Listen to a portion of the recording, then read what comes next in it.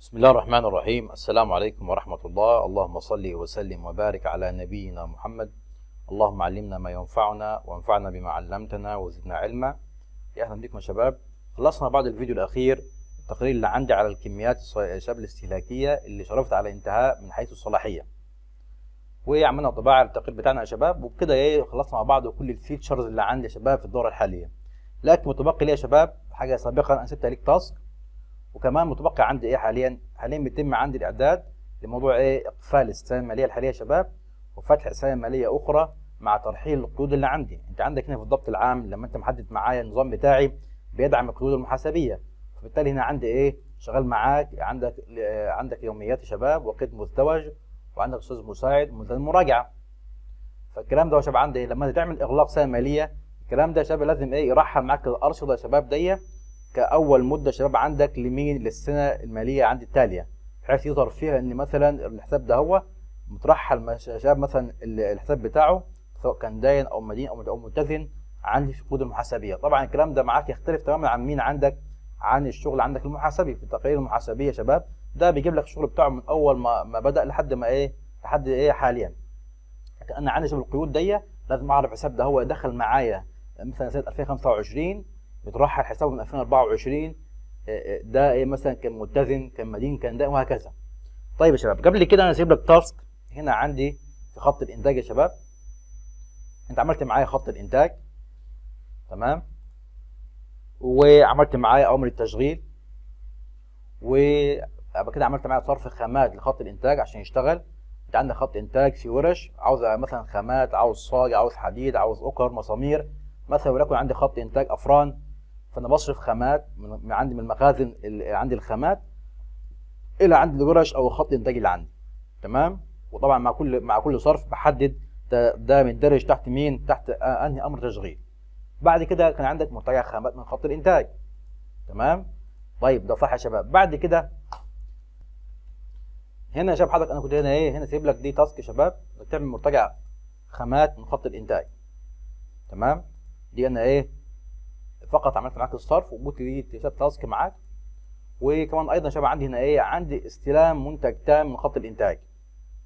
طبعا انت مثلا خلاص عندك امر تشغيل وليكن تصنيع مثلا وليكن 1000 فرن مثلا صغيره، فخلاص انت كده عندك الكلام ده تم، فبعمل صرف شباب عندي الكميه دي عندي على المخزن بتاعي، حلو كده، على مخزن الاستلام.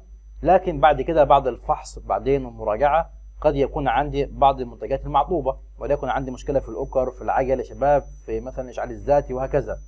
فده بيعمل لك عندك اللجنه بتاعت المراقبه يقول لك ده يرجع مره اخرى عند خط الانتاج، تمام، لانه هو يا شباب منتج معطوب، فيتم عندك اصلاحه وارجعه مره اخرى. فهنا انا قلت لحضرتك برضو عندك تاسك اللي هو عندك اللي هو مرتجع منتج تام من خط الانتاج، تمام يا شباب. لكن انا شايف ان البعض يا شباب بعت لي كتير ان هو معاه مشاكل في موضوع انه يعمل مرتجع الخامات وحديه، او مرتجع عندك مرتجع المنتجات المعطوبه مره اخرى خط الانتاج. يعني شباب هو الصح ان انت بعد ما وصلت معايا المرحله دي انك الكلام ده تعمل لوحدك عادي، ما عندكش مشكله فيه نهائيا.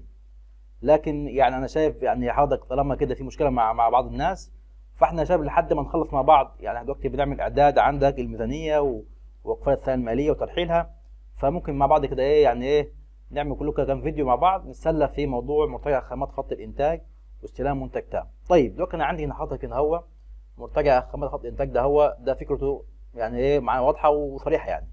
طب هنا عندي يا شباب استلام منتج تام. بالفعل انا عندي مثلا هنا وليكن استلمت عندك منتجات خط الانتاج بتاعي، تمام، وليكن عندك افران يا شباب حضرتك هنا هو ماشي، وليكن عندك مثلا هنا شباب عندي اي صنف، تمام. طبعا لو انت هنا مصنع يبقى عندك هنا عندك هنا منتجات يعني خاصه مثلا بالتصنيع. طيب هنا مثلا استلمت معاك المنتج بتاعي كامل من غير اي مشاكل، لكن لقيت مثلا 4 5 عندي معطوبين، فهنا حضرتك كده لازم اعملهم رجاع مره اخرى لخط الانتاج، تمام. هنا يا شباب عندي السؤال بتاعي والفكره بتاعتي. هنا يا شباب اعمل المرتجع بتاعي بالاصل ولا يا شباب بشكل عام؟ انت عندك ان هو مثلا في المخازن عندك هنا مرتجع يا شباب باصل الفاتوره، تمام. مرتجع يا شباب عندي هنا باصل الفاتوره، يعني حضرتك كده هو بالداخل يا شباب مثلا عندي كده المورد مثلا، بختار فاتوره يا شباب سواء بالرقم هنا او هنا، تمام، بيظهر لي فاتوره زي كده حاضر قدام مني، وانا مجبر يا شباب ايه ارجع الكميه بالظبط اللي انت ايه اللي طلعت او ايه بعض منها، لكن فوق كده ايه يعني ده غلط. او مثلا عندي هنا هو ايه مرتجع عام. طب هل يا شباب الكلام ده هو برضه ينفع معايا هنا هو في مرتجع، تمام، منتج تام الى خط انتاج مره اخرى عشان في معطوب او في مثلا مشكله معايا؟ هنا يا شباب انا هنا لازم اعمل عندي مرتجع عام، ولا اعمل بالاصل، ولا اعمل معاك الاثنين؟ تمام يا شباب. انا ايه السؤال ده هو يعني انا شايف حد كده لو مركز معايا في الموضوع ده هو يا ريت ترد عليا في عندي في الكومنتات. تمام، انت رايك ايه؟ هنا عندي انا لما اعمل عندي استلام مثلا وليكن 1000 فرن عندي مثلا من ورشه، في مثلا بعضهم مثلا معضوب فهرجعه مره اخرى، هل يرجع معايا بالاصل على الفاتوره الاصل يا شباب، ولا اعمل ولا افتح معاك المرتجع بشكل عام؟ طب هتقول لي ما هو شباب هو ممكن يرجع حاجه يا شباب بالفعل ما اتصرفتش عندي في خط الانتاج، فانا عاوز اعمل مراقبه. تمام، فهنا حضرتك شوف معاك الراي ايه، هل نخليها مثلا مفتوحه بشكل عام ولا مثلا بالاصل؟ فكونوا معانا، والسلام عليكم ورحمه الله وبركاته.